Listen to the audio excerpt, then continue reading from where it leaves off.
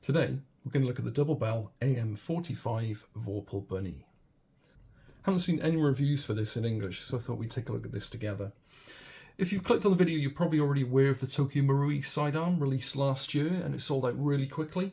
So maybe you missed out on that, or couldn't justify £300 for a meme load, or as a collector's piece and want to know if this just over £100 sidearm is worth your money.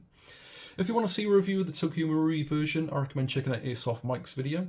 He's done a really good review on the Tokyo Marui version.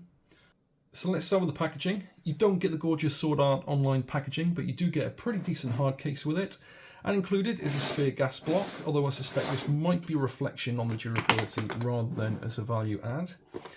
The gun itself feels pretty good. It's got a nice heft to it, and it's pretty satisfying slide action. The skeletonized trigger is, I believe, aluminium, along with the rest of the body. The trigger itself is plastic, along with the untextured grips, as well as the rest of the plastic furniture.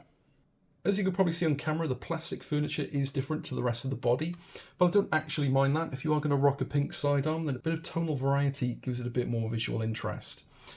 Speaking of the plastic, it is ABS, but it is pretty thin in places. So if you're going to skirmish with this regularly, I think this could be a potential failure point.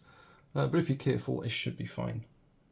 The paint job has a few rough spots here and there, but it's not too bad. Again, this is quite a budget sidearm, so it's not terrible. And it is an unusual colour, so you can give them some slack for that.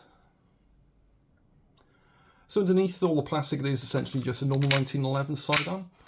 If you do want to adjust the hop-up or perform any maintenance on it, you're obviously going to have to remove the plastic pieces. But thankfully, you just remove 2 of the screws on either side, and you can pop the panel off and remove the rest of the furniture. And then take down maintenance should be essentially the same as any other 1911. So looking at the build quality, the slide is a little bit rattly in places. And it does have that free-floating barrel, which can be hit and miss on budget firearms, but it's largely fine. It doesn't seem to affect the performance or accuracy at any point. So again, you're buying this for the looks, not to snipe people. So looking at the mags, they're fine. You know, they're standard cheap gas mags. Fitment could be a little bit better. It doesn't really click as nice as I'd like. Can't really tell if it's in there unless you give it a good old slap. Fit-wise, you know, I've got pretty big hands, so it's comfortable, but it could be a little bit bigger if you've got big hands. And if you've got gloves on as well, it could be a bit of a tight fit, but it feels fine. What doesn't feel fine, though, is the safety. So it is very mushy and very imprecise. It's hard to sort of really feel when it's engaged, but again, you know, it's fine, mostly.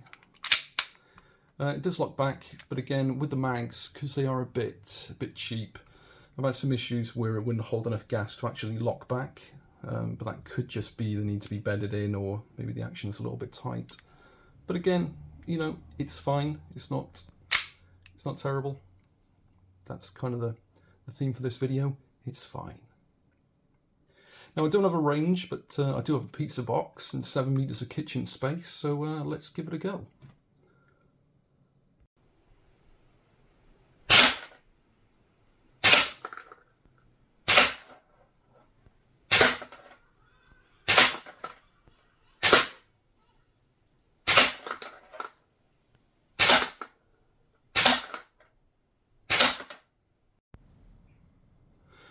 So as you saw, it's, you know, it's fine. It's a cheap pistol. It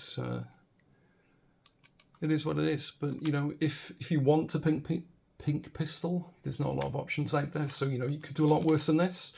You could do better. Should this be your first starter pistol?